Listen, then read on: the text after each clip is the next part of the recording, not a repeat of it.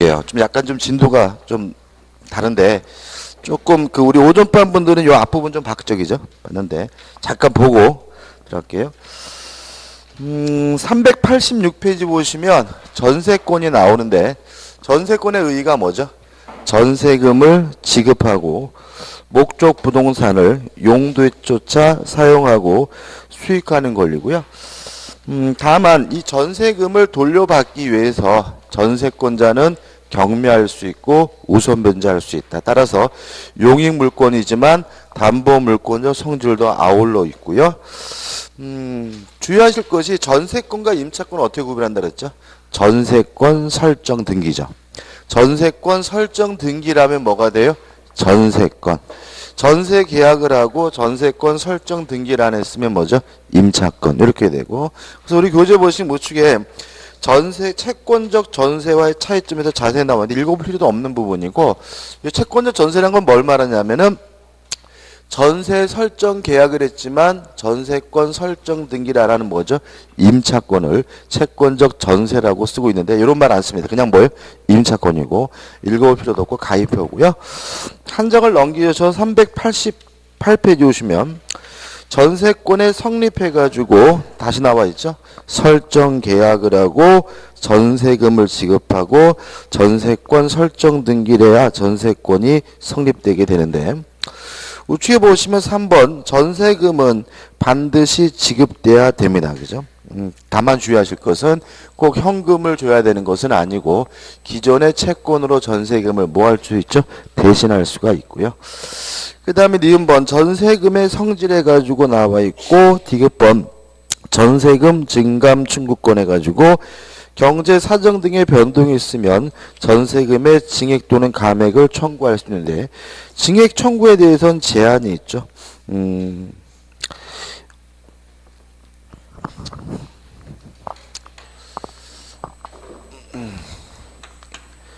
계약 기간 중 일방적으로 증액하는 경우에는 아무리 많아도 몇 분의 몇을 초과하지 못하죠?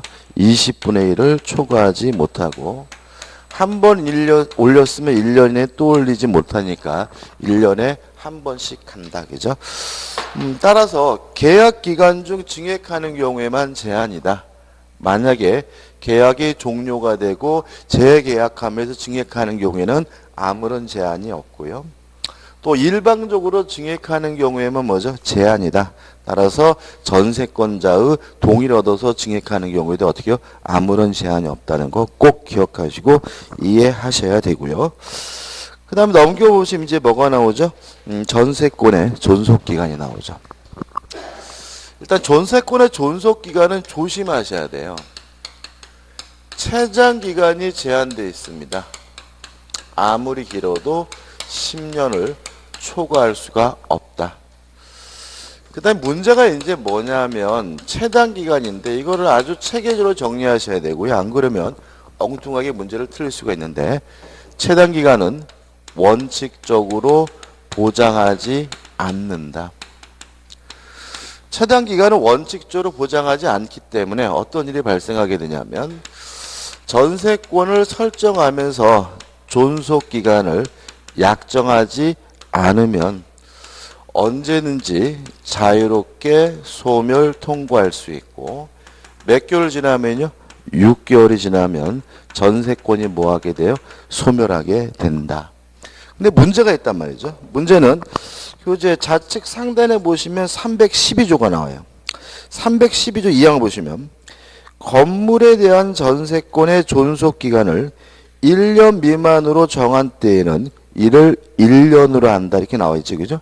요 규정들은 자꾸 이제 전세권을 원칙적으로 1년이 보장된다라고 오해하시게 되는데 이게 원칙이 아니라는 거죠. 일단 요거는 뭐죠? 예외다. 예외. 예외적으로 건물의 경우에는 1년 미만으로 존속기간을 약정하면 그때는 최소한 몇 년은 보장이 되죠? 1년이 보장된다. 이게 왜 예외냐? 일단 전세권의 객체는 부동산이죠. 토지일 수도 있고 어떻게 해요? 건물일 수도 있는데 요 1년이 보장되는 것은 뭐에 하나죠? 건물에 하나고요. 또 건물의 경우에도 무작정 1년이 보장되는 것이 아니라 1년 미만으로 약정하면 1년이 보장되는 거예요. 따라서 건물도 존속기간의 약정이 없으면 언제든지 자유롭게 소멸 통과할 수 있고요. 몇 개월 지나면요? 6개월 지나면 전세권이 뭐죠? 소멸되는 거니까 합치면 전세권은 원칙적으로 최단 기간을 뭐 하지 않고 있는 거죠? 보장하지 않고 있는 거란 거죠. 이해되시죠? 그죠? 만약에 요 내용이 헷갈리면 몰라도 돼요. 위에 거는. 예외는. 뭐가 중요한 거죠? 원칙. 전세권은 최단 기간을 뭐 하지 않습니까? 보장하지 않습니다. 따라서 존속 기간을 약정하지 않으면 언제든지 자유롭게 소멸 통과할 수 있고요. 몇 개월이 지나면요? 6개월 지나면 전세권이 소멸됩니다. 고지에 거짓말이 나와 있어요. 틀린 게 아니라 거짓말인데 우측의 상단의 위에서부터 두 번째 보시면 단 건물의 전세권에 대하여는 존속기간을 약정하지 않더라도 312조 2항의 취지상 1년간 존속이 보장되는 것을 했습니다. 이건 거짓말이에요. 거짓말. 이건 지우셔야 돼. 이거 뭐죠? 건물도 1년이 보장되는 것이 아니라 건물도 존속기간의 약정이 없으면 언제든지 자유롭게 뭐 할 수 있는 거예요? 소멸, 통과할 수 있는 걸 가게 된다는 거 잊지 마시고 교재 우측 상단에 나와 있는 3번 부분은 뭐죠? 지우시고 읽지도 마시고 절대로 기억하시면 안 돼요. 이런 게 기억하시게 되면 문제 풀 때 뭐죠? 틀리게 됩니다. 그죠? 다시 한번요. 전세권은 최단기간을 보장하지 않습니다. 따라서 건물이든 토지든 존속기간의 약정이 없으면 언제든지 자유롭게 소멸 통과할 수 있고요. 몇 개월 지나면요? 6개월 지나면 전세권이 소멸됩니다. 그 다음에 계약에 갱신해가지고 1. 당사자 간의 합의에 의한 갱신 가능하고요. 2번 법정 갱신도 가능한데 법정 갱신은 시험에 잘 나와요. 요건은 이렇습니다.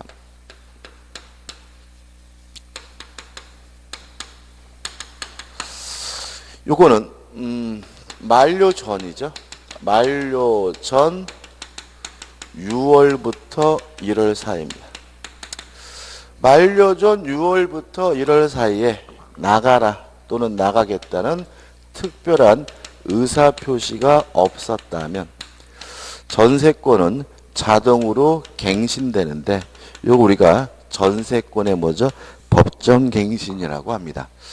따라서 만약에 전세권 설정 등기를 해줬는데 내보내고 싶어요. 그러면 최소한 언제까지는 나가라고 미리 얘기해야 돼요? 만료 전 1월까지는 나가겠다고 해야 되고요. 또 전세권자 입장에서도 만료가 되면 끝내고 싶으면 언제까지 나가겠다고 해야 돼요? 만료 전 1월까지는 뭐죠? 나가겠다고 해야 된다는 거 주의하시기 바라고요. 그 다음에 몇 가지 주의할 점이 있습니다. 첫째, 이러한 전세권의 법정갱신은 건물에 관한 전세권에만 인정됩니다. 토지에 관한 전세권에는 법정갱신 인정되지 않고요. 두 번째, 법정이라는 말이 뭐죠? 법률 규정이라는 얘기죠. 따라서 법률 규정에 의한 갱신이니까 뭐 할 필요 없죠? 등기할 필요는 없습니다. 등기하지 않아도 갱신되고 등기하지 않아도 새로운 소유자에게 갱신을 가지고 뭐 할 수 있어요? 대항할 수가 있고요. 세 번째 중요한데 존속기간은 약정이 없는 것으로 바뀝니다. 따라서 언제든지 자유롭게 소멸 통과할 수 있고요. 몇 개월이 지나면요? 6개월이 지나면 전세권이 뭐죠? 소멸되게 됩니다. 그래서 좀 잠깐 봐야 되는데 하단에 보시면 2번 법정갱신해가지고 니은번 보시면 이 경우 전세권의 존속기간은 그 정함이 없는 것으로 본다. 따라서 당사자는 언제든지 소멸 통고가 어떻게 해요? 가능하다 이렇게 나와 있죠. 그죠? 그러니까 이게 교재가 위에 있는 말이 거짓말이라는 거예요. 만약에 건물에 관한 전세권이 약정이 없는 것이면 교재 말에 따라 위에서 뭐라고요? 1년이 보장된다 그랬잖아요. 그죠? 근데 왜 또 갑자기 밑에서는 또 어떻게 해요? 1년이 보장되는 게 아니라 언제든지 자유롭게 소멸 통과할 수 있다. 이렇게 나오니까 이게 뭐죠? 혼란스러운 거죠. 그래서 위에 나와 있는 위에서 두 번째 동그랗게 3번은 뭐죠? 거짓말입니다. 그죠? 지워버리시고 건물이든 토지든 존속기간에 약정이 없으면 언제든지 자유롭게 뭐 할 수 있어요? 소멸 통과할 수 있고 몇 개월 지나면요? 6개월 지나면 전세권이 소멸된다는 거 있지 마시기 바라고요. 이 정도까지 정리하시면 되겠죠. 그 다음에 넘겨보시면 전세권의 성질에서 1번 타물권이다. 따라서 자신의 소유물에 대해서는 전세권이 성립되지 않고요. 주의하실 것은 3번 농경지는 전세권의 대상에서 제외되고요. 그 다음 2번 용익물권입니다. 따라서 목적 부동산을 용도에 쫓아 사용 수익할 수 있고 내용 보시면 될 것 같고 이 전세권에 효력해서 1번 전세권자의 권리 또 나오죠. 전세권자는 목적 부동산을 용도에 쫓아 사용하고 수익할 수가 있다. 이런 말이 나오고 그 다음 2번 건물 전세권의 지상권, 임차권에 대한 효력이 나오는데 이거는 뭐 당연한 얘기입니다. 한번 생각해보죠. 땅이 갑의 것이고요. 건물이 을의 것이에요. 을이 결국은 남의 땅에 건물을 소유하고 있는 거죠. 그러면 이 사람은 토지에 대한 사용권이 있겠죠. 예를 들어서 그것이 지상권일 수도 있고요. 아니면 토지에 관한 임차권일 수도 있습니다. 이런 상태에서 병에게 건물에 관한 전세권이 설정이 됐다면 이 병의 전세권은 토지에 대한 지상권에도 미치고 임차권에도 어떻게 해요? 미친다. 따라서 갑과 을은 전세권을 임의적으로 뭐하지 못합니까? 소멸하게 하지 못하고요. 다시 말하면 병의 동의 없이는 전세권을 뭐죠? 소멸시키지 못하고 전세권자가 경매하면 경락을 받은 사람은 건물의 소유권뿐만 아니라 지상권, 임차권도 뭐죠? 함께 취득하게 됩니다. 이해되시나요? 어려운 거 없죠? 그죠? 끝. 그 다음 우측에 보시면 3번 전세권자를 위한 법정 지상권이 나와요. 자, 이제 법정 지상권 나오면 이제 떠오르는 말이 뭐예요? 건물이 있고 건물과 토지 소유자가 어떻게요? 같았는데 일정한 사유로 달라지면 뭐가 발생하죠? 법정 지상권이 발생한다. 그럼 여기서 주의할 점은 한 가지인데요. 지상권이 뭐였죠? 건물 등을 소유하기 위해서 남의 땅을 쓸 수 있는 권리가 뭐죠? 지상권이잖아요. 그러면 지상권은 건물의 소유자가 갖는 것이 원칙이겠죠. 그죠? 따라서 전세권 설정자가 지상권을 어떻게 해요? 취득한다. 다시 말하면 전세권자가 뭐 하는 것이 아니에요? 법정 지상권을 취득하는 것이 아니다. 이거 하나만 주의하시면 돼요. 박스에 나오는 법정 요구가 1번 보시면 대지하 305조 1항입니다. 대지하 건물이 동일한 소유자에 속한 경우 그럼 뭐죠? 건물이 있었고 건물과 대지가 소유자가 어떻게 해요? 같았는데 이런 말이죠. 건물의 전세권을 설정한 때에는 그 대지 소유권의 특별 승계에는 땅만 넘어갔다는 얘기죠. 그죠? 그 말은 뭐죠? 토지와 건물의 소유자가 어떻게 해요? 달라졌다는 거죠. 전세권 설정자에 대하여 지상권을 설정한 것으로 본다. 이렇게 나와 있는데 시험에 나오면요. 전세권 설정자를 전세권자로 바꿔서 오답을 만듭니다. 다시 한번요. 지상권은 건물의 소유자가 갖는 것이 뭐죠? 원칙입니다. 따라서 건물의 소유자인 전세권 설정자가 취득해야 되고요. 누가 취득할 수는 없어요?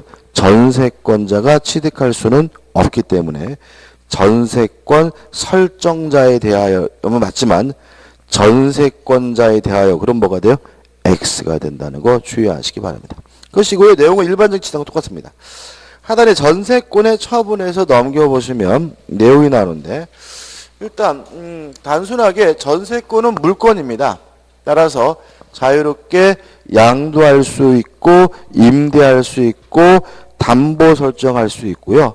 여기까지는 지상권하고 똑같아요. 다른 점은 뭐냐면 특약으로서 이러한 자유를 배제하는 것이 가능합니다.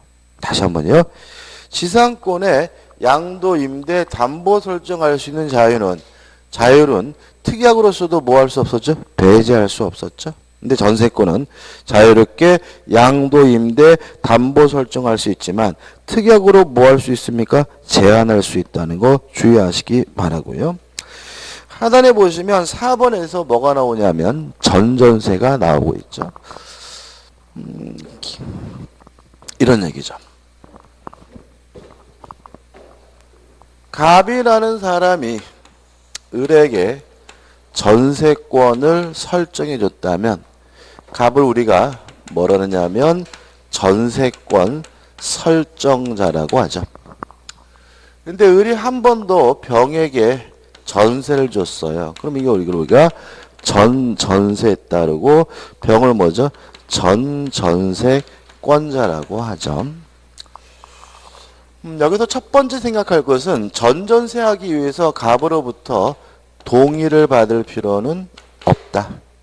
왜냐하면 전세권은 자유롭게 양도, 임대, 전전세, 담보 설정하는 것이 어떻게요? 가능하니까. 이거 첫 번째 기억하셔야 되고요. 그 다음에 두 번째는 병의 권리는 을로부터 비롯됐다는 거죠. 따라서 을의 권리보다 반드시 어떻게 해요? 작아야 한다.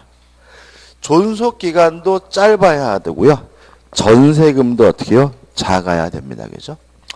또 을의 병의 권리는 을로부터 비롯됐기 때문에 을의 전세권이 소멸된다면 병의 전세권도 자동으로 뭐가 돼야 돼요? 소멸돼야 됩니다. 그죠?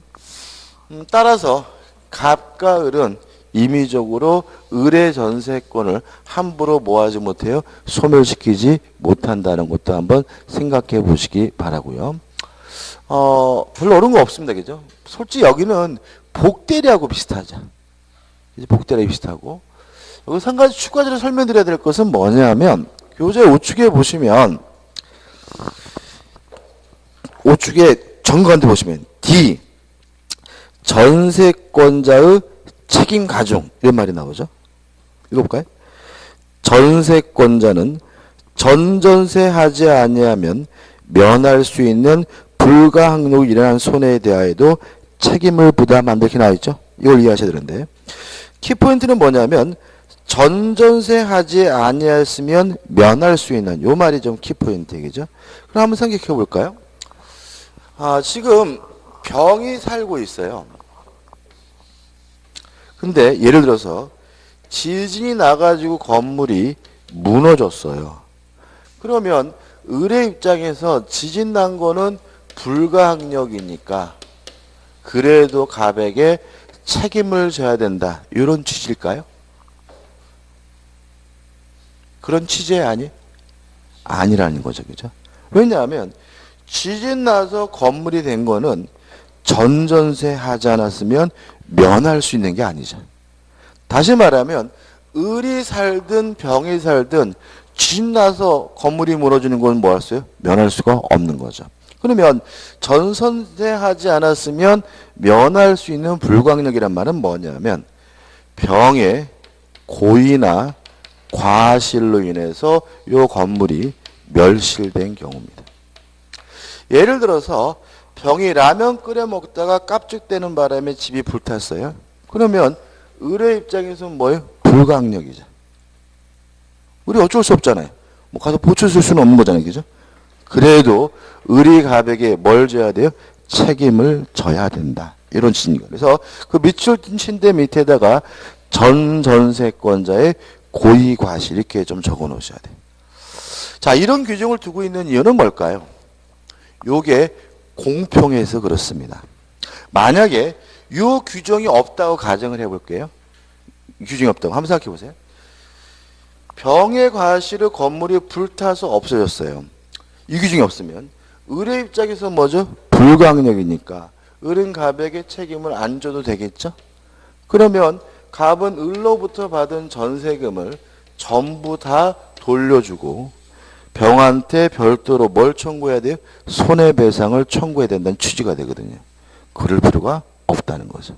그럼 이 규정 때문에 을의 입장에서 불가항력이라 하더라도 을은 갑에게 뭘 져야 돼요? 책임을 져야 된다는 말은 그 책임액만큼 갑은 전세금에서 뭐 해버릴 수 있어요?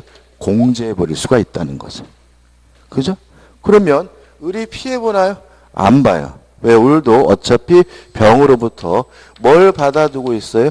전세금을 받아두고 있으니까 공제당하면 자기도 뭐 하면 돼요? 공제하면 된다는 거죠. 이해되시죠?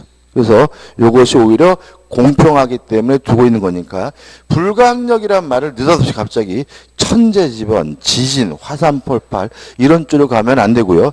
전세권자에게 고의, 과실로 인한 경우를 의미하고 그때는 전세권자 입장에서 뭐라 하더라도 불가항력이라 하더라도 전세권자에게 책임을 져야 된다는 취지가 됨을 주의하셔야 되고요. 그 다음 밑에 나오는 내용은 뭐죠? 전세권자도 전세금을 못 받으면 경매할 수가 있다 이런 얘기죠. 근데 문제가 있습니다. 병이 을로부터 전세금을 돌려받지 않았다는 이유로 경매하게 되면 경매되는 집은 날아가는 집은 을의 집이 아니라 뭐죠? 갑의 집인 거죠. 따라서 요건이 복잡한데 얘가 돈을 못 돌려받고 있는 것만으로는 부족하고요. 을도 갑으로부터 전세금을 반환받지 못하고 있는 경우에만 전세권자가 경매를 할 수 있음을 주의하시기 바랍니다. 그 다음에 5번 전세권자가 스스로 또 뭐 할 수도 있죠? 임대할 수도 있죠. 그 다음에 5번에서 또 전세권자의 현상유지 수선 의무가 나오죠. 일단 물권은 뭐죠? 직접 지배권. 기억나시죠? 그죠? 따라서 물권자는 스스로 어떻게 해요? 알아서 만족을 얻어야 되니까 전세권자도 스스로 알아서 어떻게 해요? 만족을 얻어야 된다. 따라서 고장난 곳이 있다면 전세권자는 스스로 뭘 해야 돼요? 고쳐야 되고 따라서 전세권자는 뭘 청구하지 못하죠? 필요비상한을 청구하지 못한다. 왜요? 전세권도 뭐예요? 물권이기 때문에. 끝이죠? 그 다음에 넘겨보신 6번에서 전세무권의 담보물권적 성격 해가지고 복잡하게 나와 있는데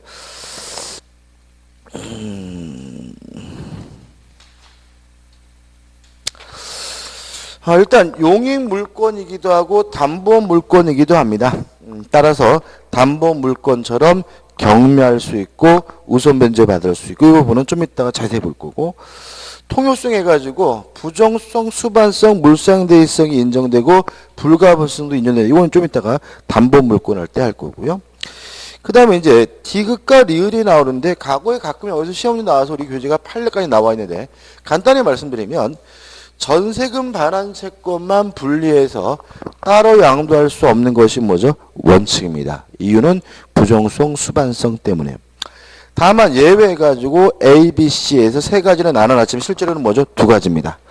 전세권이 소멸된 경우 A, B가 같죠. 뭐 합의 해지도 뭐죠? 소멸이잖아요. 그죠? 따라서 전세권이 소멸된 경우에는 전세금 반환 채권을 분리 양도가 가능하고요. 그 다음에 C번은 조건부 양도가 가능합니다. 정리해 볼까요? 자, 전세금 반환 채권만 뭐 할 수 없습니까? 분리 양도할 수가 없습니다. 다만 전세권이 소멸됐거나 전세권이 소멸될 것을 조건으로 한 조건부 양도는 가능하다 정도만 기억하시면 되고요. 우측에 전세권에 소멸해가지고 일반적 소멸 사유 나와 있고 2번 전세권 설정자의 소멸 청구. 저번주에 있죠. 전세권자는 매달 내는 돈은 없다 그랬죠. 다만 용도에 쫓아 사용 수익해야 되고요. 용도에 위반해서 사용 수익하게 되면 소멸 청구하고 소멸 청구하면 전세권은 뭐죠? 즉시 소멸합니다. 4번 목적물에 멸실해가지고 314조가 나오고요. 넘겨보시면 315조 해가지고 두 가지가 나와 있는데 간단히 말씀드리면 이런 거죠. 목적물이 멸실되거나 훼손한 경우는 두 가지로 나뉘게 됩니다. 전세권자에게 아무런 고의도 과실도 없는 경우와 전세권자의 고의 또는 과실이 있는 경우로 나누죠. 우리가 항상 그러죠. 점유권에서 들으잖아요. 점유할 때 목적물이 멸실됐을 때 점유자에게 고의과실이 어떻게 해요? 있는 경우와 없는 경우는 나눴잖아요. 그죠? 이게 또 마찬가지입니다. 만약에 목적물의 멸실 훼손에 대해서 전세권자에게 아무런 고의과실이 없다면 당연히 뭘 안 져요? 책임을 안 집니다. 다만 멸실된 범위에서 전세권은 소멸되기 때문에 전세권자는 그 범위 내에서 전세금 반환을 청구하는 것이 뭐죠? 가능해지게 되죠. 근데 만약에 멸실 훼손에 대해서 전세권자에게 고의과실이 있다면 당연히 뭘 져야 돼요? 책임을 져야 되겠죠. 책임을 진다는 말은 멸실 훼손된 부분에 대해서 뭘 해줘야 됩니까? 손해배상을 해줘야 되고 이 손해배상금만큼 전세금에서 뭐 하는 것이 가능하겠습니까? 공제하는 것이 가능해지게 되겠죠. 이해되시죠? 그죠? 불탔습니다. 전세권자에게 아무런 고의과실이 없어요. 예를 들어서 뭐 지진이 났다거나 옆집에 불난 것이 뭐죠? 옮겨 붙었거나 그런 경우에는 그러면 누가 큰일 난 거예요? 집주인이 큰일 난 거죠. 왜요? 전세권이 소멸되고 그 범위에서 전세금을 어떻게 해요? 돌려줘야 되니까요. 근데 만약에 전세권자가 라면 끓여 먹다가 실수로 집에다 불 냈어요. 그러면 누가 큰일 난 거죠? 전세권자가 큰일 난 거죠. 그때는 그 손해만큼 전세금에서 뭐 할 수 있어요? 공제할 수가 있고요. 물론 남은 건 뭐죠? 돌려주지만 모자란 건 뭐죠? 더 청구할 수가 있겠죠. 끝입니다. 그 다음 우측에 보시면 2번 전세권 소멸의 효과 해가지고 1번 동시이행해서 나와 있는데 전세금의 반환과 목적물의 반환은 동시이행 관계입니다. 따라서 전세금을 돌려주지 않으면 목적물 반환을 거부할 수가 있고요. 반대로 목적물을 반환하지 않으면 전세권자는 전세권 설정자는 전세금 반환을 뭐죠? 거부할 수가 있습니다. 따라서 하단의 기억 경매 청구권에서 전세권자에게 경매 청구권이 인정이 되는데 넘겨보시면 동그라미 땡이 10원이죠. C. 읽어볼까요? 전세권자인 채권자가 전세 목적물에 대한 경매를 청구하려면 우선 다른 말로 뭐죠? 먼저 전세권 설정자에 대하여 전세 목적물의 인도 의무 및 전세권 설정 등기, 말소 등기 서류의 이용 제공을 완료하여 전세권자를 이행지체에 빠뜨려야 한다. 무슨 말이죠? 먼저 집을 비워줘야 됩니다. 왜냐하면 전세금의 반환과 목적물의 반환은 뭐죠? 동시인관계니까, 그죠? 그래서 아주 엽기적으로 그럽니다. 제가 전세권자인데 전세금을 안 돌려줘요. 그래가지고 어떻게 법원 가가지고 경매 좀 해주세요. 그랬더니 집행관이 뭐라 그래요? 먼저 집부터 비워놓고 오십시오라고 요구한다는 거죠. 그래서 이거 전세권의 뭐죠? 치명적 약점이고요. 따라서 주택임대차보호법에서는 집을 비워주지 않아도 경매를 신청할 수 있도록 법을 먼저 따로 규정하고 있어요. 그래서 주택임대차나 상가건물 임대차는 비워주지 않아도 뭐 할 수 있어요? 경매를 신청할 수가 있지만 전세권자는 먼저 집을 비워줘야 경매를 신청할 수 있다는 것은 굉장히 먼저 치명적인 약점이고 문제이기 때문에 시험에 잘 나오니까 잊지 마시고요. 그 다음에 니은번 우선 변제권이 인정이 됩니다. 여기서 우리가 굉장히 중요한 것을 정리를 해야 됩니다. 저는 오늘 5월 5일 어린이날이어가지고 안 오실까봐 아무도 안 오실까봐 걱정을 하면서 제가 어제는 이제 부산 수업했는데 그 뭐죠 이렇게 야간 수업 하잖아요, 그죠? 오후 야간 같은데 야간 수업할 때 안 오실까봐 겁나더라고요, 그죠? 근데 또 많이 나오시고 오늘도 이렇게 거의 다 나오신 것 같은데, 그죠? 다 나오셔서 행복합니다. 그 모의고사 보셨죠? 모의고사 보시고 나서 멘붕 빠지셨나요? 일단 제가 전에 저번 주에 이런 말씀드렸어요. 모의고사는 뭐죠? 반드시 봐야 된다. 모의고사를 보는 것, 그래서 제가 이런 말도 했죠. 학원 강의 다녀보면 아, 이 학원은 많이 붙겠구나. 아, 이 학원은 조금 붙겠나. 알 수 있다. 이런 말씀 드렸죠? 안 했어요? 했죠, 그죠? 그죠? 왜 어떻게 한다고요? 모의고사를 많이 참여하는 학원은 뭐죠? 많이 합격하시고요. 모의고사를 잘 안 보는 학원은 뭐죠? 잘 못 붙습니다. 모의고사를 안 보시는 이제 가장 큰 이유는 첫째가 아마 점수 때문이겠죠. 스트레스죠, 그죠? 세상에 이 거지 같은 인간이 배불뚝 인간이 모의고사 보라 그래서 봤더니 와 세상에 15점이야. 본인은 15점이 누가 보면 40점 간신히 넘었어 뭐 이렇게 얘기하고 15점 맞는 순간 어떻게 해요? 아 이걸 왜 시작을 했나 싶고 그죠? 환장합니다, 그죠? 그 다음에 또 하나는 모의고사 보라고 그래서 봤는데 모의고사 보고 났더니 와 어마어마하게 피곤해. 집에 갔더니 뭐 아무것도 못하겠어. 그냥 몸이 막 까불하죠. 막 이런 것 때문에 안 하시거든요. 근데 어마어마하게 피곤하다는 거는 뭐예요? 그만큼 정신 집중이 잘 됐다는 얘기예요. 그죠? 다시 말하면 모의고사를 뭐 예를 들어서 4시간 몇 시간 보죠? 계산하기 싫으네. 아무튼 뭐 4시간 본다 그러면 4시간 동안 공부하는 것보다 한 번 모의고사 보는 게 훨씬 효과가 좋아요. 왜요? 그만큼 집중을 잘하기 때문에 몸이 막 까부러질 정도로 아무것도 못할 정도로 뭐죠? 힘이 빠질 정도라는 것은 그만큼 뭐죠? 집중을 잘 되는 거예요. 이거는 뭐예요? 기별 문제가 아니라 장점이고요. 점수인데 저런 거 좀 붙여놓지 말아야 돼. 1등 하신 분이 77.5점이죠. 아, 저런 분도 계시죠, 그죠? 근데 문제는 뭐냐면, 저런 점수를 보면 20점 맞은 나는 환장한단 말이죠, 그죠? 점수는요, 중요하지 않아요, 점수는. 왜 그러냐면은, 지금 5월 달이잖아요, 그죠? 지금 5월 달에 모의고사를 보면요, 아무리 어렵게 내도 어렵다 그러시고요. 아무리 쉽게 내도 어렵다 그러세요. 다시 말하면 이 시점은 시작하는 단계이기 때문에 쉬운 거 어려운 것도 없어요. 그냥 다 어려워. 쉬워도 20점, 어려워도 20점, 점수도 뭐죠? 별 차이 없어요. 그래서 지금은 뭐가 의미가 없어요? 점수가 의미 없는 시점이에요. 그래서 누구는 77.5점 맞았는데 나는 몇 점, 이런 거 절대로 뭐 하지 마세요? 비교하지 마시고요. 그리고 절대로 비교 행위하지 마세요. 특히 이제 이런 분들 가끔 있어요. 본인은 막 30점 맞아서 미치겠는데 옆에서 아씨 나 이번에도 60점밖에 못 받았으면 힘법 아 미치겠어 막 이런 얘기를 하면은 그 본인은 60점 맞아서 미치겠다는데 옆에 있는 25점 뭐예요? 막 죽고 싶은 것도 그죠? 뭐 말도 못해 그냥 미치는 거예요, 그죠?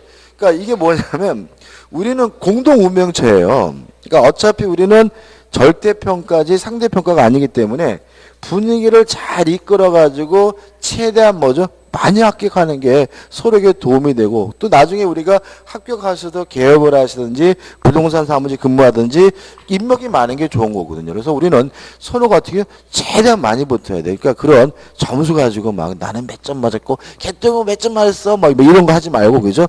점수에도 일단 뭐죠? 신경 쓰지 말자 그죠? 그다음에 또 하나 말씀드릴게. 그래서 이제 어떻게 해요? 이제 의욕이 떨어졌지만 다음 달에 또 봤어요. 그죠? 다음 달에 또 보면 몇 점이에요? 15점 또 나오죠. 민법 점수는 어떤 특성이 있냐면 점수가 꾸준히 올라가지는 않습니다. 민법은 공부하시면은 처음에는 맨날 그냥 15점, 20, 솔직히 15점 빵점인 거 알죠? 오지선다기 때문에 기본이 뭐죠? 20점이에요. 그죠? 읽지도 않고 막 찍어도 뭐예요? 20%는 맞는 거잖아요. 그죠? 15점 빵점인 거예요. 근데 처음에 시작하면 그냥 극단적인 예를 드는 겁니다. 제가. 여러분 다 15점 맞다는 얘기가 아니에요. 그죠? 맨날 그 모양 그 꼴입니다. 그 모양 꼴. 그래서 뭐 맨날 15점, 20점 뭐 아니면 뭐 시작을 30점으로 하신 분들은 처음에는 30점 맞은 다음 달에 보면요. 또 20점으로 돌아가 있어요. 그래서 비슷한 점수를 수렴해요. 그래서 맨날 요 점수를 가다가 한 몇 달 그러다가 갑자기 점수가 팍 오릅니다. 그러니까 그러고 나서 어떤 점수가 되면 그 점수가 또 맨날 그 모양 그 꼴에다가 갑자기 점수가 팍 올라가요. 이렇게 민법은 계단식으로 성적이 올라가요. 그래서 어떤 일이 벌어지냐면 공부를 해도 맨 그 모양 그 꼴일 때 요 단계에서 포기하는 분들이 많이 발생해요. 야 세상에 내가 2달 동안 응등에 종기 나도록 공부했는데 그게 그거야? 막 이런 식의 상태에 빠져서 포기하시게 되는데 그러지 마시겠죠. 원래 그런 거니까 조금만 참고 그러면 갑자기 점수가 뭐죠? 수직으로 뭐합니까? 상승합니다. 그래서 단계별로 특징이 있는데 처음에 이제 40점대로 돌입할 단계에서는 어떤 거를 하냐면 처음에 여러분들이 모의고사 보면 이래요. 공부한 것 따로 문제 푸는 것 따로 해. 공부한 거 가지고 문제를 푸는 게 아니라 문제를 보시면 대충 요거 안 내가지고 막 상식적으로 막 답을 찍어. 그래가지고 뭐예요? 답 사이로 막 교막이 막 빠져나가거든요. 요 단계. 그러다가 이제 어떻게 좀 어떤 단계에 이르시면 이제는 대충 상식적으로 답을 찾는 게 아니라 공부한 것을 이용해서 문제를 풀기 시작해요. 그러면 그게 몇 점이에요? 40점이에요. 40점. 그리고 이 점수도 바로 다음에 그럼 이제 뭐 어떻게 돼요? 자신감 생기잖아요. 그럼 다음 때는 뭐죠? 50점 돼야 되겠죠? 다음 달도 뭐죠? 40점. 다다음 달도 뭐죠? 40점. 막 이러다가 갑자기 뭐죠? 60점대로 팍 올라가요. 근데 60점대에서 70점대로 올라가 줘야 돼요. 모의고사 점수가. 왜냐하면 우리가 평균 몇 점이죠? 60점이니까 60점은 좀 안타깝다는 거죠. 그래서 요 단계가 굉장히 힘들어요. 60점대에서 70점. 이게 힘들지 실제로 누구도 다 몇 점대까지는 가져요? 60점대까지는 다 가져요. 그러니까는 걱정하지 마시고 어떻게 해요? 인내를 가지고 차근차근 하시고 이번 모의고사 보신 거 점수 안 나왔다고 뭐죠? 피곤하지 마시고 누가 옆에서 나는 70점 맞았어 그러면 그냥 뭐 진실이겠지만 본인들 어떻게 해요? 구라치고 있어. 이렇게 자꾸 어떻게 해요?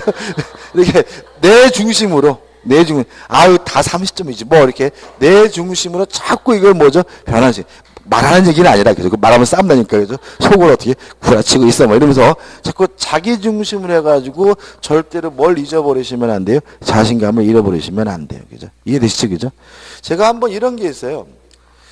경기도 뭐죠? 그 평택입니다. 평택에서 이제 수업을 하는데 이제 그해 이제 거기서 4학년 했는데 첫 해예요. 첫 해인데 3월 달에 모의고사 3월 달에 첫 모의고사 봤는데 1등 하신 분이 민법 점수가 97.5예요.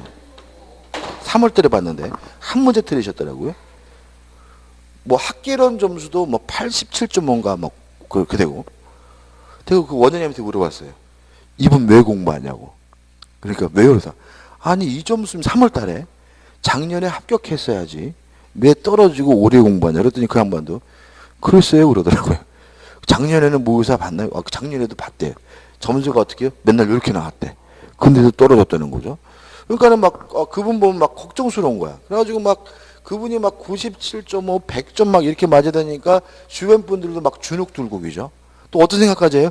야, 모의고사 100점 맞아도 시험 떨어지나 봐. 막 이런 부정적인 아우라가 막 파는 거. 그 학원 그 얘기 있잖아요. 시험 거의 못 붙었어요.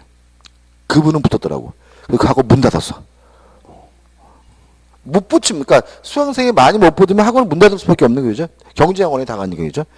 그런데 결국은 뭐냐면 그런 아주 미묘한, 그분 전 지금도 미스테리야. 왜 시험에 떨어졌어? 그렇게. 그죠? 그죠? 지금도 미스터리인데. 아무튼, 모의고사 볼 때 시험 너무 중요한 게 아니에요. 그죠? 어차피 뭐가 중요한 거예요? 실제 시험에서 평균 몇 점만 넣으면 되는 거예요? 60점만 내면 되는 거죠. 뭐 100점 맞고 97.5점 맞고 뭔 필요 있어. 그죠? 제일 행복한 사람이 누구예요? 딱 맞은 사람. 딱 맞은 사람. 그죠? 더 행복한 사람이 뭐예요? 두 문제 차에서 떨어졌는데 나중에 뭐죠? 구제돼가지고, 그죠? 복수 정도 돼가지고 딱 때리시는 분. 뭐 이런 분들이 행복한 거죠. 그런 분 의외로 많아요. 이렇게 두 문제 떨어졌다고 하고 등록했단 말이죠. 학원 다닌다고. 근데 뭐죠? 안 와. 그래서 왜 안 와? 물어봤더니, 그분 이번에 두 문제 구제돼서 합격했다고. 그래가지고 환불해줬다고. 뭐 이런 분도 있고 막 그러는데, 아무튼 뭐죠? 뭐만 맞으면 돼요? 평균 60점은 넘으면 되는 거니까. 걱정하지 마시고 점수에 신경 쓰지 마시고 다음 달에는 어떻게 해요? 제가 몇 명 봤는지 모르겠는데 여기 계신 분 다 모의고사 보시고 계죠. 제가 일요일날 모의고사 볼 때 나와가지고 막 몽둥이 들고 막 컨닝하지 말라고 막 다니까요. 그죠? 아무튼 꼭 모의고사 보셔야 되겠죠. 힘들어하지 마시고 모의고사 보시고 나면 표정이 안 좋아. 막 이게 뭐죠? 이렇게 막 이러고 막 이런 표정인데 그럴 필요 없습니다. 그죠? 자, 지금 경매 얘기를 해야 됩니다. 경매에 대해서 우리가 두 가지를 알아야 되는데 첫 번째 알아야 될 것은 뭐냐면 권리의 소멸 여부를 판단할 줄 알아야 돼요. 경매가 됐을 때 권리의 소멸 여부를 판단하는 기준은 세 가지를 기억하셔야 됩니다. 첫째, 모든 저당권은 무조건 소멸한다. 뭐가 이루어지면요? 경매가 이루어지면. 여기서 중요한 말이 뭐죠? 무조건. 그죠? 무조건. 예외 없다. 뭐 돈을 받았는지 안 받았는지 배당 순위가 어떠니 그런 거 따지지 않고 무조건 소멸되고요. 그 다음에 두 번째, 용의권. 여기서 말하는 용의권이 뭐예요?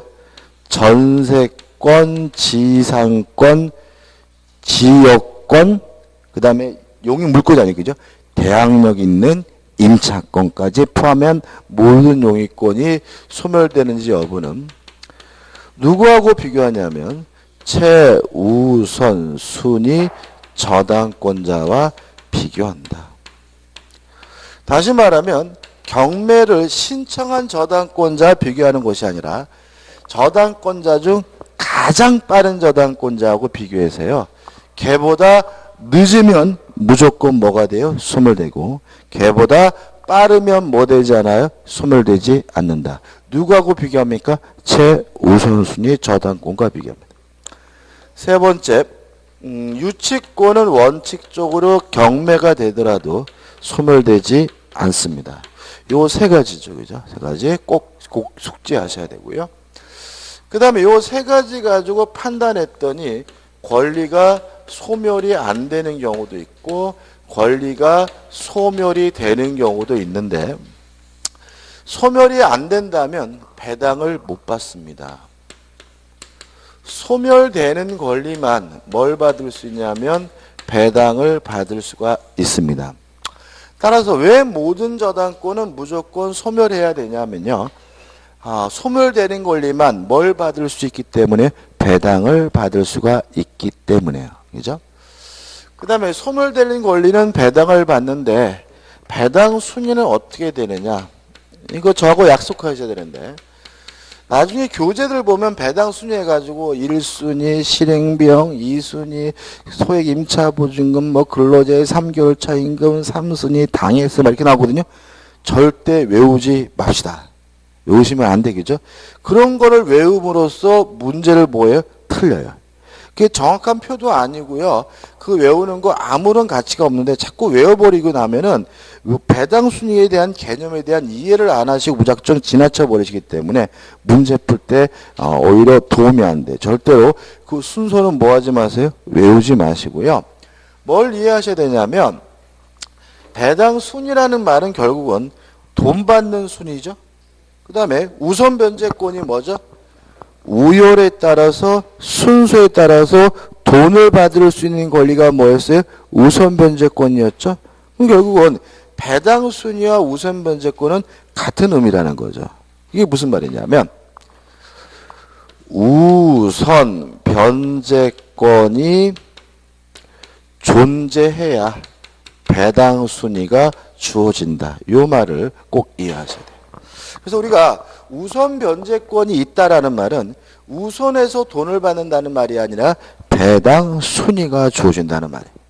우선 변제권이 없다는 말은 돈을 못 받는다는 말이 아니라 배당 순위가 주어지지 않는다는 말이겠죠. 다시 한번요.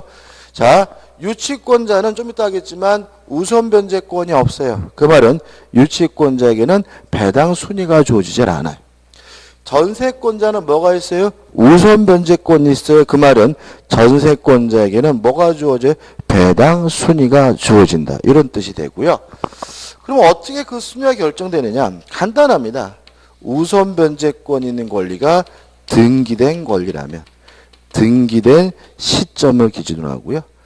확정 일자부 임차권도 뭐가 있습니까? 우선 변제권이 있으니까 확정 일자일을 기준으로 해서 뭐가요? 배당 순위가 결정됩니다. 자, 다시 한번요. 소멸되는 권리만 뭘 받습니까? 배당을 받는데 배당 순위는 아무에게나 주어지는 것이 아니라 우선 변제권이 있어야 배당 순위가 주어지고요. 우선 변제권이 있는 권리가 등기된 권리면 뭐죠? 등기된 시점을 기준으로. 확정 일자부 임차권은 확정 일자일을 기준으로 해서 배당 순위가 뭐죠? 결정되게 됩니다. 끝이고요. 자, 이거 가지고 연습을 할 건데 연습하는 사례도 적어 놓으시고 이해하셔야 돼요. 사례도. 4가지 사례입니다. 첫 번째, 가장 시험에 잘 나오고 쉬운데 잘 틀려요. 자, 경매가 들어간 물건의 등기부 등본을 띄워봤더니 1번 해가지고 갑 앞으로 저당권이 설정이 되어 있고요. 2번에서 을 앞으로 전세권이 설정이 되어 있고 3번 병 앞으로 저당권이 설정되어 있다. 누가 경매를 신청했나 봤더니 병이 경매를 신청했더라. 그럼 첫째 우리는 권리의 소멸 여부를 판단해야 되겠죠. 첫째, 모든 저당권은 어떻게 해요? 어떻게 해요? 어떻게 해요? 무조건이란 말이 출제 났잖아. 어떻게 해요? 무조건 소멸합니다. 그죠? 어떻게 해요? 무조건. 그죠? 무조건입니다. 따라서 갑 소멸하고 뭐죠? 병 소멸합니다. 전세권 소멸해야 하나요? 소멸합니다. 그죠? 왜냐하면 용익권이 소멸되는지 여부는 누구하고요? 최우선순위. 얘하고 비교하는 것이 아니라 가장 빠른 뭐죠? 갑하고 비교해야 되고요. 갑보다 늦어요. 따라서 병전세권도 무조건 소멸합니다. 예외가 없어요. 자, 다 소멸됐으니까 뭘 받을 수 있어요? 배당을 받을 수 있죠? 그러면 셋 다 뭐가 있어요? 우선 변제권이 있고 등기된 권리니까 등기된 시점을 기준해서 갑이 1순위, 을이 2순위, 병이 3순위로서 뭘 받아요? 배당을 받는다. 이해되시죠? 그죠? 이것도 참 묘한 게 뭐냐면 다 알아들으셔. 그리고 나서 시험 볼 때는 무조건 틀려. 80% 90% 틀려요. 다시 말하면 키포인트가 뭡니까? 용익권이 소멸되는지 여부는 누구하고 비교합니까? 최우선순위 저당권과 비교합니다. 그죠? 두 번째. 자, 등기부 등본을 떠봤더니요. 1번 해가지고 갑 앞으로 전세권이 설정이 됐어요. 을 앞으로 저당권이, 병 앞으로 저당권이 설정되어 있고요. 병이 경매를 신청했네요. 첫째, 모든 저당권은 어떻게 해요? 무조건 소멸하니까 을 소멸하고 병 소멸하죠. 전세권 소멸해요? 안 합니까? 안 한다. 왜요? 최우선순위 저당권보다 빠르죠. 따라서 갑전세권은 뭐 되지 않아요? 소멸되지 않습니다. 자, 배당 1순위가 누군가요? 예, 을이 1순위, 병이 뭐죠? 2순위입니다. 갑은 배당 순위가 주어지지 않습니다. 왜냐하면 소멸이 안 되면 뭘 못 받아요? 배당을 못 받아요. 그러면 이 사람은 돈을 누구한테 받느냐? 잘 살다가 계약기간 끝나면 경락인한테 전세금을 뭐 하면 돼요? 반환받으면 된다. 이해되시죠? 그죠? 이게 왜 시험에 나오겠어요? 이걸 이해 못 하시는 분은 합격할 수 없다가 아니라 합격하면 안 되는 분이야. 그러니까 우리가 운전면허 중에서도 살인면허 있잖아요. 제 차가 그래요. 이 아줌마는 운전면허 딴지 10년 넘었는데 무조건 운전하면 뭐죠? 차선도 못 지키고 막 중앙선 막 넘어가고 막 그래. 다시 말하면 요거는 뭐죠? 반드시 이해해야 돼요. 그죠? 왜 그런 거죠? 만약에 요 부동산이 5억짜리고 전세권이 3억이 설정되어 있는 상태다 그러면 1번 같은 경우에는 경납받고 싶으면 5억 다 써야 돼요. 그죠? 왜요? 다 소멸된다는 말은 깨끗한 걸 경락받는 거잖아요. 그죠? 근데 2번 같은 경우는 얼마 써야 돼요? 2억만 써야 돼요. 얘가 소멸되지 않는다는 말은 제가 경락을 받아서 소유권을 취득해봤자 전세권이 남아있다는 얘기잖아요. 그럼 얘는 저한테 어떻게 해요? 3억 받을 사람이잖아요. 이해되시죠? 그죠? 그러니까 이거는 뭐예요? 2억만 써야죠. 만약에 5억 썼다가는 뭐죠? 집에서 뭐죠? 쫓겨나게 된다. 그죠? 반드시 이해하셔야 되고 아주 기초적인 겁니다. 어려운 게 아니라. 그죠? 세 번째, 중요한 게 아니라 높아심이죠. 1번 갑 앞으로 저당권이 설정되어 있고 2번 을 앞으로 지상권이 설정되어 있고 3번 병 앞으로 저당권이 설정됐다. 경매가 되면 모든 저당권 무조건 뭐가 돼요? 소멸되고 을 지상권 소멸해야 안 해요? 소멸하겠죠. 왜요? 최우선순위 저당권보다 늦으니까. 자, 다 소멸됐으니까 배당을 받아야죠. 1순위가 누구예요? 갑. 2순위가 누구예요? 병이다. 지상권자에게는 배당 순위가 주어지지 않습니다. 다시 말하면 그러니까 1순위, 2순위 외워야 되는 게 아니라 이 부분을 이해해야 된다고요. 배당 순위는 우선 변제권이 존재해야 배당 순위가 주어집니다. 지상권자 우선 변제권이 있어요, 없어요? 없죠. 따라서 우선 변제권이 없다는 말은 그 사람에게는 뭐가 주어지잖아요? 배당 순위가 주어지지 않는다는 거예요. 배당 순위는 뭐가 있어야 주어져요? 우선 변제권이 있어야 주어집니다. 잊지 마시고요. 그 다음 네 번째는 여러분들이 굉장히 좋아하는 뭐죠? 주택임대차보호법이죠. 주택임대차보호법은 제가 봤을 때는 뭐 마법이 좀 있어요. 별로 중요하지도 않는데 굉장히 공부 열심히 하시는데. 자, 이 전했던 사례입니다. 갑이 아파트를 전세 임대하려고 알아봤더니 아파트가 있는데 주택이죠. 이 아파트에 을 앞으로 저당권이 설정되어 있는 상태인데 500만 원이 설정되어 있다. 큰 금액이 아니어서 안심하고 갑이 두 번째로 주택 임차권을 취득했는데 계약의 내용은 보증금이 얼마였냐면 예를 들어서 5억 할까요? 5억이었다. 흐뭇하게 이제 이사 왔고요. 동사무소 가서 주민등록 전입신고까지 했는데 계약서를 안 가져가는 바람에 확정일자를 못 받았어요. 아, 나중에 해야지 해가지고 집에 왔는데 그 사이에 집주인이 병한테 저당권을 설정하고 돈을 빌렸는데 100억을 빌렸다. 그래서 갑이 깜짝 놀라가지고 부랴부랴 뭘 했냐면 확정일자를 했다. 그러고 나서 병이 100억 안 준다는 이유로 경매를 했다. 자, 소멸 여부 판단해야죠. 첫째, 모든 저당권은 어떻게 해요? 무조건. 어떻게 해요? 무조건 소멸. 이게 무조건이란 말이 왜 안 들어오지? 그죠? 무조건이란 말이 중요해요. 그죠? 어떻게 해요? 무조건 소멸합니다. 따라서 을 소멸하고 병 소멸하죠. 갑 주택 임차권 소멸해야 안 해요? 소멸합니까? 안 합니까? 소멸한다. 왜요? 누구하고 비교하니까? 최우선순위 저당권자 비교하니까. 얘보다 늦죠? 따라서 갑주택 임차권 무조건 뭐가 돼요? 소멸된다. 자, 배당을 받습니다. 1순위가 누군가요? 을. 2순위가 누구예요? 병. 3순위가 뭐죠? 갑이다. 자, 확정일자를 한 임차권은 우선 변제권이 있어요. 그래서 뭘 주어져요? 배당 순위가 주어지죠. 배당 순위는 무엇을 기준으로요? 확정일자일을 기준으로 해서 배당 순위가 결정됩니다. 그죠? 다시 한번 확정일자라면 주택 임차인에게 뭐가 있다고요? 우선 변제권이 있다라는 말은 배당 순위가 주어지고 그 배당 순위가 무엇을 기준으로요? 확정일자일을 기준으로 뭐죠? 결정된다는 의미다. 그죠? 갑 큰일 났죠? 받을 돈 없잖아요. 병이 뭐 100억도 못 받겠죠. 그죠? 자, 이럴 때 갑이 위기를 벗어나려면 어떻게 행동해야 된다? 예, 그죠? 을에게 500만 원을 갚아야 한다. 그러면 위기를 어떻게 해요? 벗어날 수가 있다. 왜냐하면 갑이 을에게 500만 원을 갚으면 저당권이 없어지죠. 그럼 이제 최우선 순위 저당권이 뭐로 바뀌어요? 병. 그죠? 병. 그죠? 따라서 얘보다 먼저 주민등록, 대항력권을 가졌기 때문에 경매가 되더라도 갑은 뭐 되지 않아요? 소멸되지 않아요. 얘한테 돈을 갚으면 누구한테 5억 원 전액을 반환받으면 돼요? 경락인한테 5억 원 전액을 뭐죠? 반환받으면 돼요.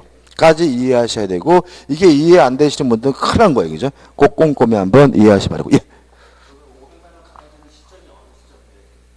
뭐 경매 연락 받았을 때요. 근데 보통 경매 개시 결정 등기 전까지라고 되어 있는데 보통 연락이 오거든요. 그러면 뭐죠? 바로 이 1순위는 누구죠? 은행이죠, 대부분. 그죠? 그러니까 이게 뭐냐면 어떤 문제냐면 우리 대한민국 사람 중에서 아파트를 현찰 주고 사는 사람은 없어요. 대부분이 뭐합니까? 대출을 받잖아요. 그래서 항상 1순위 누가 차지하고 있어요? 은행이 차지하고 있는 상태예요. 그렇기 때문에 주택 임차인은 경매가 되면 100% 다 무조건 뭐예요? 소멸될 거예요. 그죠? 그 다음에 다행스러운 것은 뭐냐면 처음에 대출을 받을 때 이 1순위 저당권은 큰 금액은 아니에요. 큰 금액은 아니고 반드시 보증금보다 뭐예요? 적게 되어 있어요. 그래서 경매 개시 결정 등기 전까지 이제 경매가 오고 통지서하고 온다 그러단 말이지. 그죠? 그러면 은행 가가지고 물어보면 돼. 은행 가서 직원한테 어디 집 대출금이 얼마입니까? 라고 물어보면 가르쳐줘요? 안 가르쳐줘요? 예? 예, 가르쳐준다. 이제 막 커피까지 뽑아. 일로 오세요. 그죠? 왜냐하면 세입자라 그러면 이해관계인이기 때문에 가르쳐줘야 되고요. 친절하게 가르쳐줍니다. 왜요? 은행은 어차피 뭐 받는 게 최고예요? 돈 받는 게 최고니까. 그죠? 그래서 가르쳐주고 금액을 확인해서 어떻게 해요? 적극적으로 어떻게 해요? 갚아버릴 필요가 있다. 그죠? 까지 이해하시면 돼요. 그 다음에 좌측 하단에 보시면 디귿번이 나오죠. 부동산 일부에 대한 전세권과 경매 신청 범위에서 일부에 대한 전세권 설정 가능하지만 일부 전세권자는 목적물 전부에 대해서 경매를 신청할 수 없다는 건 꼭 기억해 두셔야 되고요. 우측에 이제 수거권과 원상회복 및 부속물 매수 청구권인데 전세권이 소멸하게 되면 원칙적으로 어떻게 해요? 원상회복합니다. 다만 전세권 설정자의 동의 또는 매수해서 부속시킨 물건이 있으면 뭘 청구할 수 있죠? 부속물 매수를 청구할 수 있고 이 부속물 매수 청구권은 형성권이기 때문에 집주인이 거부하지 못하고요. 강행이 중이니까 특약으로서 뭐하지 못합니까? 배제하지 못합니다. 하단에 보시면 유익비가 나오죠. 전세권자는 뭐는 청구하지 못합니까? 필요비는 청구하지 못하고요. 뭐만요? 유익비만 청구할 수가 있습니다. 조심할 것은 옆에다 화살표 찍혀가지고 임의규정 이렇게 적어놓으세요. 유익비에 관한 민법 규정은 임의규정입니다. 따라서 특약으로서 뭐 할 수 있냐면 배제할 수가 있어요. 그럼 전세권 다 했죠, 그죠? 넘겨보시면 비교는 뭐 큰 의미 없고 자 넘기지 마시고 한 가지 생각해보자고요. 여기서 중요한 걸 좀 생각을 해봐야 되는 이런 문제입니다. 갑이 소유하고 있는 1층 건물에 을이 전세권을 가지고 살고 있었어요. 근데 을이 갑한테 와서 그러는 거죠. 요거 2층으로 증축합시다라고 하길래 갑이 네가 돈이 있으면 네가 증축하라고 갑이 뭐죠? 을에게 승낙을 해줬어요. 그래서 을이 자신의 비용으로 2층으로 뭘 하게 되는 거죠? 증축을 하게 되는 거죠. 근데 갑이 가만 보니까 처음에는 그냥 그러라고 했는데 나중에 지가 졌으니까 2층은 지 거다라고 우길 것 같아요. 그래서 갑이 을을 불러가지고 각서 한 장 써라 해서 을이 갑에게 2층에 대해서는 어떠한 권리도 주장하지 않겠다. 모든 권리를 포기하겠다라는 각서를 써주게 됩니다. 이해되시죠? 어떤 당연히 그죠? 자, 그리고 나서 이제 증축이 됐고 이제 잘 살다가 계약 기간이 끝났어요. 그럼 여기서 먼저 뭘 생각해야 되냐면 증축된 부분이 갑의 것이냐 을의 것이냐부터 생각해야 되는데 결국 뭐죠? 요거죠. 부합되느냐 안 되느냐죠. 그죠? 증축된 부분은 원칙적으로 어떻게 해요? 부합이 되고요.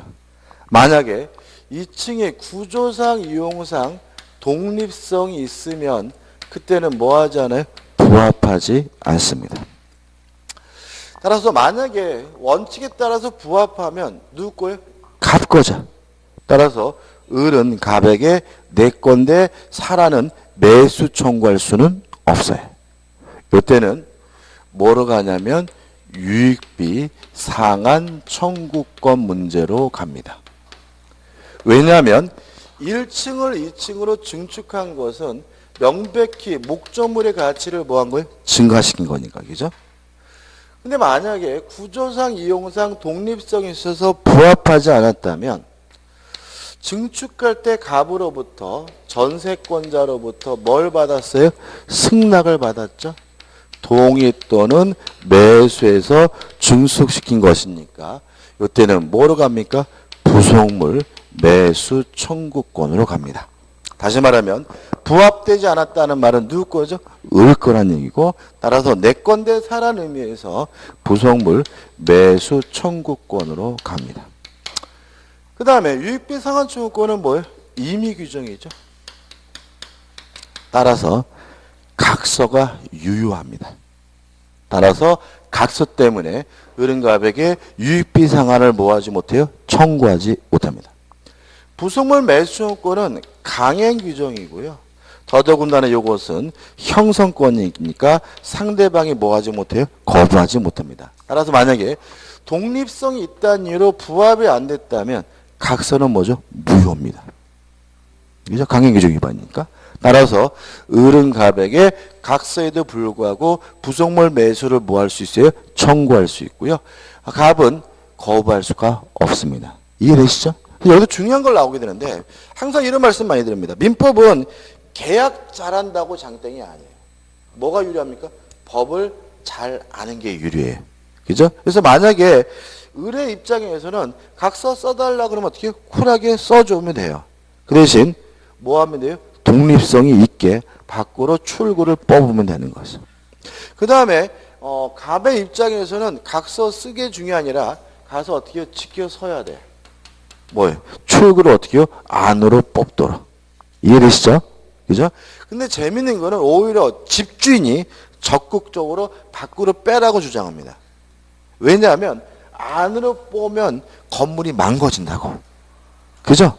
건물 부셔야 되겠죠? 그래서 밖으로 빼라 그러는 거는 오히려 뭐죠? 지같이 무덤을 파는 행동이니까 함부로 빼라 그러면 안 되고요. 그다음 마지막으로 을이 허락도 없이 증축을 하려고 해요. 무단으로. 그럴 때는 부합시켜야 돼요? 부합 안 시키는 게 나아요? 그때는 부합시키는 게 나아요. 왜냐하면 부속물 매수는 아무 때나 청구하는 것이 아니라 전세권 설정자로부터 동의를 얻었거나 매수해서 부속시킨 경우에만 청구할 수 있는 거잖아요. 따라서 무단으로 증축한 경우에는 아예 밑으로 못 와요. 차라리 뭐예요? 부합되게 져가지고 뭐로 가면 돼요? 유익비 상환 청구권으로 가면 되고, 왜냐하면 유익비 상환을 청구하기 위해서는 전세권 설정자로부터 뭐 받을 필요 없어요? 동의를 받을 필요가 없다는 점도 좀 생각해 보시기 바랍니다.